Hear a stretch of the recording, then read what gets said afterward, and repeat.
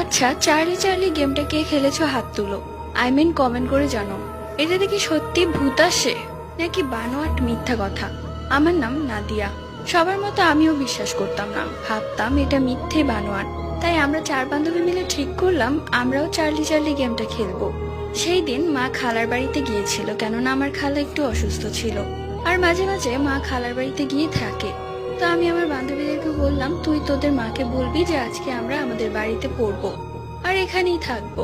কথা মতো ওদের মাও রাজি হয়ে যায়। এরপর আমরা সবাই মিলে রাত 12টার দিকে চার্লি চার্লি গেমটা খেলা শুরু করি।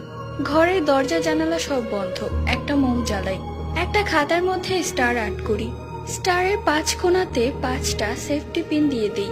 এরপর আমরা গেমটা শুরু করি। কিছুক্ষণ খেলার পর আমরা অনুভব করি যে কেউ এসেছে। আমরা ভয় পেয়ে যাই এবং সেখান থেকে উঠে পড়ি। এরপর থেকে আমার মনে হতো আমার সাথে কেউ আছে। মাকে বলে